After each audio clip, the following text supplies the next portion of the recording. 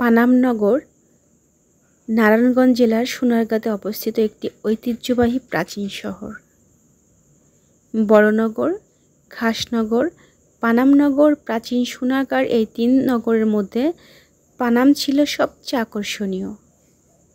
এখানে কয়েক শতাব্দী পুরনো অনেক ভবন রয়েছে, যা বাংলার 12 ভূঁইয়াদের ইতিহাসের সাথে সম্পর্কিত। সোনারগাঁ 10 কিলোমিটার এলাকা জুড়ে এই নগর গড়ে ওঠে।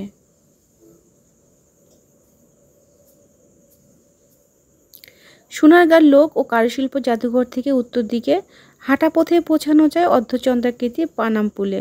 যদিও পুলটি এখন ধ্বংস হয়ে গিয়েছে। পুলটির দৈর্ঘ্য ছিল 72 ফুট আর প্রস্থ ছিল 15.5 ফুট। মাঝখানটা ছিল উঁচু।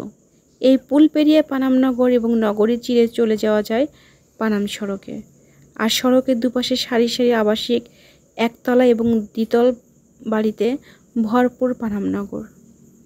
আপনারা দেখতেই পাচ্ছেন পানামনগরের সেই ঐতিহ্যবাহী বড় বড় দালানগুলি।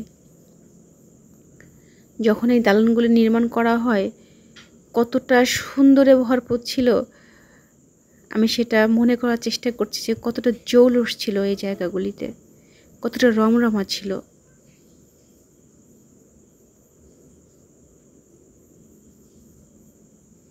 আমার নানির যে বাড়িটা ছিল সেই বাড়িটা হিন্দুদের ছিল। তারা সেই বাড়িটা দেখতে এতদিন পর, দীর্ঘ 50 বছর পর তারা সেই বাড়িটা দেখতে এসেছিল। আমি জানি না যে এই বাড়িগুলো যাদের ছিল তারা যখন এই এলাকা ছেড়ে চলে গেল কতটা কষ্ট না ছিল তাদের। আমি জানি না এখনও তাদের কোনো উত্তরাধিকারী আছে কিনা।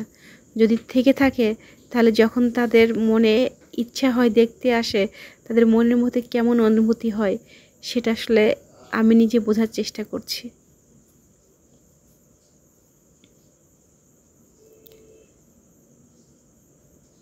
15 শতকে ঈশা খাঁ বাংলার প্রথম রাজধানী স্থাপন করেছিলেন এই সোনারগাঁয়ে। পূর্বে মেঘনা আর পশ্চিমে শীতলক্ষ্যা নদীপথে বিলেত থেকে আসতো বিলাতি থান কাপড়, দেশ থেকে যেত মসলিন। শীতলক্ষ্যা আর মেঘনার ঘাটে প্রতিদিনই ভিড়ত পালতোলা নৌকা।